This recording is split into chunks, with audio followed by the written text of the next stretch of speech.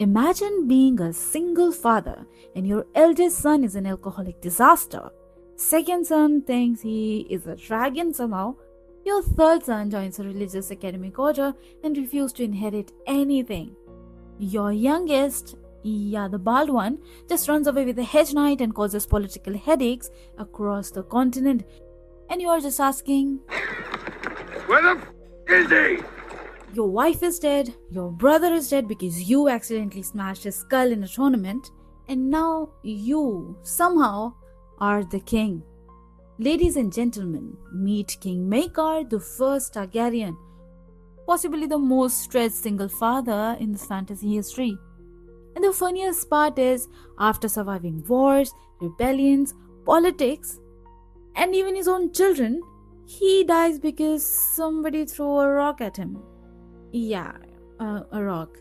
The man called the Anvil was defeated by gravity. But behind that irony is one of the most fascinating Targaryen kings who ever lived. So today, we are diving into the most chaotic life of the fourth son who was never meant to rule, but accidentally shaped the entire future of Westeros. Maekar was born the fourth son of King Daeron II and Queen Maria Martell. Fourth son usually never inherit anything, so no Iron Throne for him. But one thing that they do inherit is expectations. He became the Prince of Summerhall, a castle in Storm's End, and built his reputation as a hard, disciplined commander. Unlike his charismatic older brother Baelor, Maekar wasn't charming. He was blunt and proud. He was the kind of man who solves problems with a mace, which, as we see, becomes important.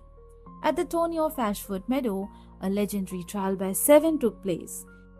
Maekar fought alongside his sons, and opposing them was his elder brother, Prince Baelor Breakspear, the heir to the Iron Throne and arguably the best prince Westeros ever had. During the chaos, Maekar swung his mace, struck Baelor's helm, crushed it, and Baelor dies. Imagine living with the guilt. You didn't just kill a man, you killed the future of the 7 kingdoms. And that shadow followed Maekar for the rest of his life. Even after Baelor's death, Maekar still wasn't in line to the throne. Baelor had sons, Valar and Mataris. And then came the Great Spring Sickness. Both the princes died. The throne passed to Maekar's elder brother, Aerys I, a scholarly king who preferred books to ruling. Aerys had no children, so in 221 AC, the crown finally landed on the head of the man himself. Maekar becomes the king. After becoming the king, first thing that you do is commission a new crown for yourself. So Maekar did exactly the same. He commissioned a new crown for himself. Black iron, the red gold spike shaped like dragonfire. It looked dangerous because Maekar was a shoulder king. No politician, not a dreamer, a commander. His reign lasted for 12 years, and surprisingly, it was relatively stable. No massive civil wars, no catastrophic collapses, just steady rule, which is impressive considering his family. But the main headache of his life was his kids. Let's talk about Maekar's kids because honestly, they deserve their own reality show. First comes Daeron the Drunken, the eldest, charming, irresponsible, and died from diseases after visiting brothels. What a great start. Then comes Aerion Brightflame. He is cruel, completely insane, and this man somehow believes that he is a dragon trapped inside a human form. So naturally, he drank wildfire to transform himself. Spoiler alert, he died screaming. You just cannot make this up. Then comes Aemon, our beloved Maester Aemon from the Night's Watch.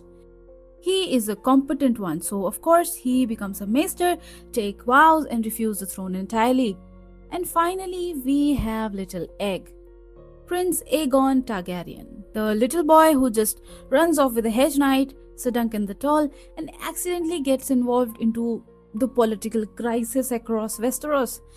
And from Maekar's perspective, absolute chaos. Now let's go to Bloodraven, the uncle he couldn't stand. One of the most interesting dynamics of Maekar's reign was his relationship with Brynden Rivers, also known as the Bloodraven. Bloodraven was manipulative, mysterious, and extremely powerful. Maekar didn't trust him, he never liked him, but kept him anyway. You know why? Because he worked. It shows Maekar's mindset perfectly. Results matter more than feelings. Maekar's reign was mostly stable, but there was some stresses. During his reign, the wildlings invaded and were defeated in the Battle of Long Lake. Noble houses fell from power, including House Lodston. Border tensions simmered and disease outbreak appears. No huge war, but constant pressure. Maekar ruled firmly, sometimes harshly, but effectively. He wasn't beloved, he was respected and sometimes feared. Now we return to the ending because it's honestly dark comedy. In 233 AC, House Peak rebelled at Starpike. Maekar personally led that assault, and this is important. He never sent generals, he went himself. During the attack, the defenders hurled stones from the castle walls. One massive rock struck his helm and crushed it instantly. The death was instant.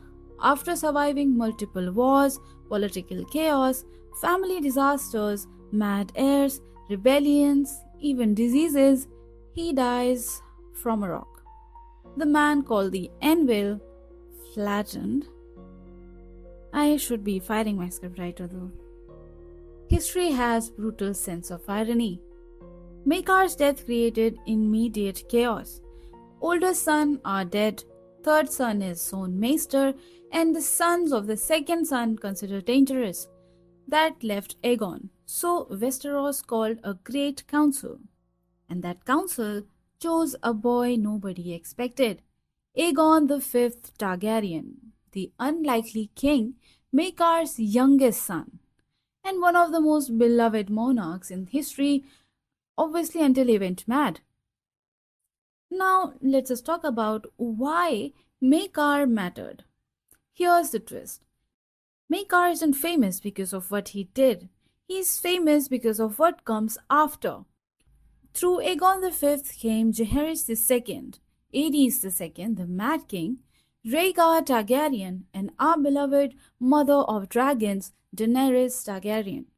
The entire modern Targaryen story exists because of Maekar and his son Aegon, which means that this exhausted single father with chaotic sons accidentally shaped the fate of the world.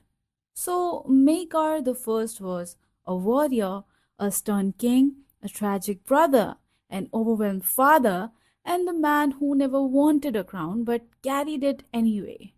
Not the greatest king, but not the worst. One of the most human Targaryen ever lived. So after all this chaos, terrible sons, accidental brother killing, and obviously political stress and death by medieval physics, we have the answer to the real question. Was Maekar the First a good king? And honestly, yes. He stabilized the realm after weaker rulers, prevented major wars, and kept experienced leadership like Bloodraven in place, and ruled with competence for 12 years. He wasn't charming, he wasn't loved, but Westeros worked, and sometimes that's what a kingdom actually needs. A tired, grumpy, overwhelmed dad with a mace saying, "Fine, I'll do it." And ironically, the greatest achievement he had wasn't his reign. It was his son. It was surviving long enough to produce Aegon the Unlikely, one of the best kings in Targaryen history ever. So Maekar didn't just rule well, he accidentally saved the dynasty and brought back the dragons through Daenerys Targaryen, which is impressive for this man whose biggest enemy turned out to be a rock. Speaking of exhausted fathers, this channel is currently more broke than Aerion Brightflame's decision making skills. Yes, we are demonetized. So if you enjoyed this video, if you laughed a bit, If you learned something, or if you just feel emotional support for a creator suffering worse financial conditions than House Targaryen after the dance, you can support me through Buy Me a Coffee. The link is in the description and in the pinned comments. So, thank you for watching, thank you for supporting, and remember, history proves one thing: never stand under castle walls, and Maekar needed air tags. This was the plot twist, and thank you for watching.